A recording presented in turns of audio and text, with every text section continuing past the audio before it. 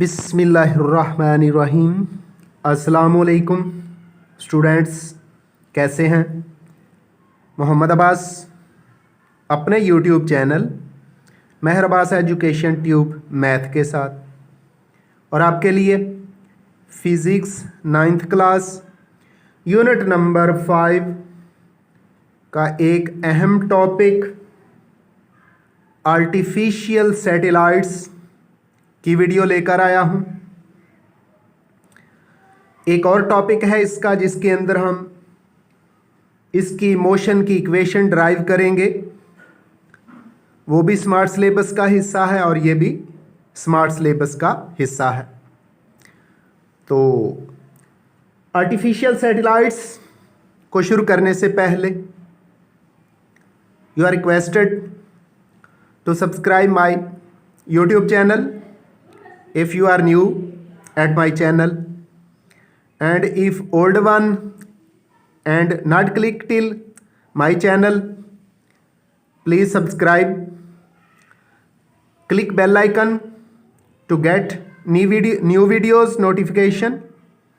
If you have some problem in physics mathematics of 9th and 10th classes, you can comment and get the solution of your problem. तो चलते हैं हम topic artificial satellites की तरफ।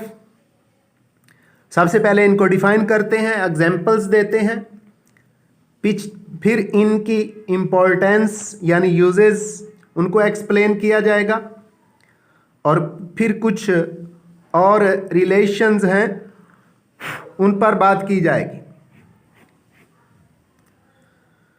तो सबसे पहले हम डिफाइन करते हैं सैटेलाइट को या नेचुरल सैटेलाइट को। सामने एक डायग्राम बनी हुई है जिसमें मून यानी चांद रिवॉल्व्स करता है अराउंड द अर्थ। तो मून चांद हमारी ज़मीन का, हमारी अर्थ का नेचुरल सैटेलाइट है। डेफिनेशन सुनिए। An object that revolves around a planet is called a satellite or natural satellite. ऐसा जिस्म जो किसी प्लेनेट के गिर्द गर्दिश करता है, चक्कर लगाता है, नेचुरल सैटेलाइट कहलाता है।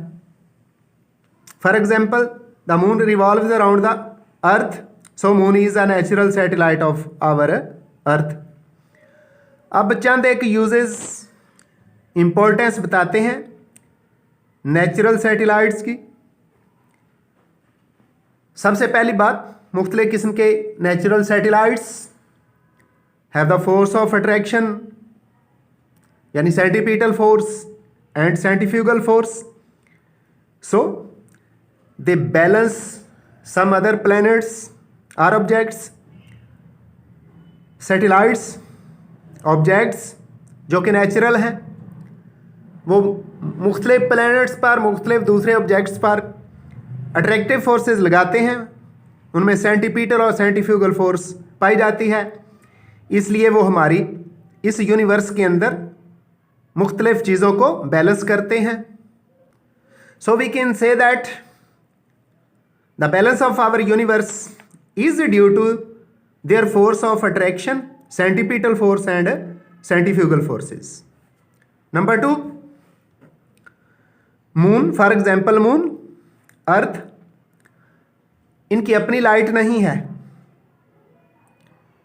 सनलाइट इन पर पड़ती है तो रिफ्लेक्शन होता है। रिफ्लेक्शन की वजह से ये लाइट बिखर जाती है। फॉर एग्जाम्पल, जब सनलाइट मून पर पड़ती है तो वहाँ से लाइट का रिफ्लेक्शन होता है और ये लाइट हमारी ज़मीन के मुख्तलिफ हिस्सों को रोशन करती है। तो दूसरा पॉइंट है, they also lighten each other by reflecting sunlight. For example, moon lighten our earth. ये रोशनी का रिफ्लेक्शन करके एक दूसरे को रोशन करते हैं, मनव्वर करते हैं, लाइटन करते हैं। जैसा कि ज़मीन जो है, जब चांद से, मून से रोशनी का रिफ्लेक्शन होता है तो ज़मीन रोशन होती है। अब हम डिफाइन करते हैं आर्टिफिशियल सैटेलाइट्स को। सामने कुछ डायग्राम्स बनी हुई हैं। Scientists have sent many objects into space. Some of these objects revolve around the earth. These are called artificial satellites. साइंसदानों ने मुख्तलिफ मकासद के लिए स्पेस के अंदर मुख्तलिफ किस्म की मशीन्स, मुख्तलिफ किस्म के ऑब्जेक्ट्स भेजे हुए हैं, जिनमें से बहुत सारे हमारी ज़मीन के इर्द गिर्द रिवॉल्व करते हैं, घूमते हैं। इन सैटेलाइट्स को, इन ऑब्जेक्ट्स को आर्टिफिशियल सैटेलाइट्स का नाम देते हैं। सामने डायग्राम के अंदर एक आर्टिफिशियल सैटेलाइट नज़र आ रहा है जो कि ज़मीन के गिर्द रिवॉल्व कर रहा है, घूम रहा है। अब हम डिटेल से आर्टिफिशियल सैटेलाइट्स की इम्पोर्टेंस और यूजेस बयान करते हैं, जो कि इम्तहान के अंदर शॉर्ट क्वेश्चन में भी पूछे जाते हैं और बाज़ कातलाओं का भी हिस्सा होते हैं। Number 1, artificial satellites carry instruments और passengers to perform experiments in space. इन आर्टिफिशियल सैटेलाइट्स के ज़रिए कुछ डिवाइसेस, कुछ इंस्ट्रूमेंट्स, कैमरा, कंप्यूटर वगैरह या टेलीकम्युनिकेशन इंस्ट्रूमेंट्स स्पेस के अंदर ले जाए जाते हैं, या इंसानों को भी ले जाया जाता है ताकि वो वहाँ जाकर मुख्तलिफ किस्म के एक्सपेरिमेंट्स परफॉर्म कर सकें और नई नई डिस्कवरीज और चीज़ें बना सकें। Number 2, a large number of satellites are used for communication. जी, हम मैच देखते हैं, मोबाइल से बात करते हैं, पिक्चर्स भी देखते हैं, पूरी ग्लोबल को विजिट कर लेते हैं मोबाइल पर या कंप्यूटर नेटवर्क पर। तो ये जो कम्युनिकेशन होती है टेलीविज़न पर, एलईडीज़ पर, टेलीफोन्स पर, मोबाइल्स पर या कंप्यूटर नेटवर्क पर, ये सारी की सारी आर्टिफिशियल सैटेलाइट, जिनको कम्युनिकेशन सैटेलाइट्स भी कहते हैं, के ज़रिए होती है। इसके अलावा number 3, to study the climate, clouds, rainfall and many changes in the atmosphere of earth, satellites are used. बारिश का मतवक्को है, क्लाइमेट में क्या चेंज आने वाली है, टेम्परेचर बढ़ने वाला है, बारिश होने वाली है, बादल आ रहे हैं, समंदर में तूफान आने वाला है। तो ये सारी चीज़ें सैटेलाइट्स की मदद से स्टडी की जा सकती हैं। सैटेलाइट्स स्पेस से, फ़ज़ा में मौजूद हैं, पिक्चर्स ले लेकर नीचे भेजते हैं और जो एक्सपर्ट्स हैं वो इन पिक्चर्स से क्लाइमेट, क्लाउड, रेनफॉल और क्लाइमेट में होने वाली चेंजेस का अंदाज़ा लगा के हमें बताते हैं। Number 4, different countries are using their satellites for their defence. जी, जो एडवांस्ड कंट्रीज हैं, जिनकी टेक्नोलॉजी लेटेस्ट है, वो अपने सैटेलाइट्स की मदद से अपने दुश्मन की मूवमेंट, उनके एयरप्लेन्स और जो भी दुश्मन नई नई टेक्नोलॉजी बना रहा है, उन सैटेलाइट्स की मदद से वो देख लेते हैं।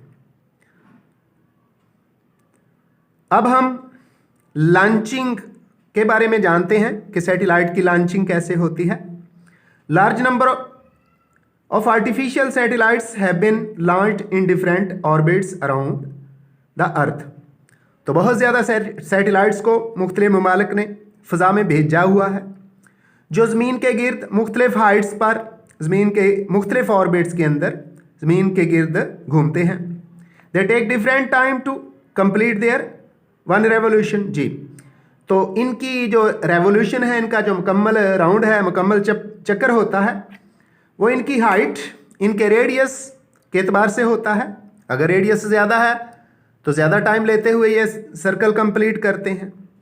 तो depending upon the height from the centre of the earth, जैसी हाइट होगी, जैसा रेडियस होगा, उसी तरह का ये टाइम लेते हैं।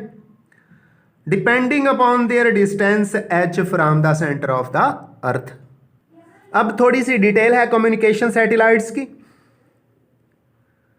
और ये ज़मीन के एक्सिस के अंदर कैसे रोटेट करते हैं, उस ऑर्बिट का नाम क्या है, उस ऑर्बिट को जियोस्टेशनरी ऑर्बिट का नाम देते हैं। ये कैसा होता है, इसको एक्सप्लेन करते हैं। Communication satellites take 24 hours to complete their one revolution around the earth.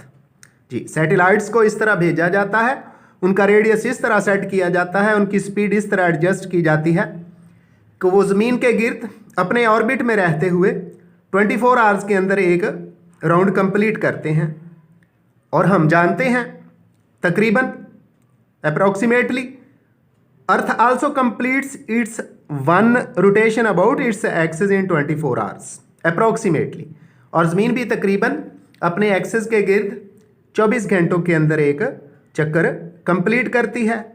So we can say that these communication satellites appears to be stationary. जब दो डिफरेंट ऑब्जेक्ट्स सेम स्पीड से भाग रहे हों, उनका टाइम भी सेम हो, तो वो एक दूसरे के लिहाज से इन रेस्ट पोजीशन नज़र आते हैं। रेस्ट में होते नहीं, लेकिन रेस्ट पोजीशन में नज़र आते हैं। तो फिर हम कहेंगे कि ये सैटेलाइट्स एक अर्थ के लिहाज से, एक दूसरे के लिहाज से स्टेशनरी नज़र आते हैं। तो ये सैटेलाइट स्टेशनरी नज़र आते हैं। इन सैटेलाइट्स को फिर हम जियोस्टेशनरी सैटेलाइट्स कहते हैं।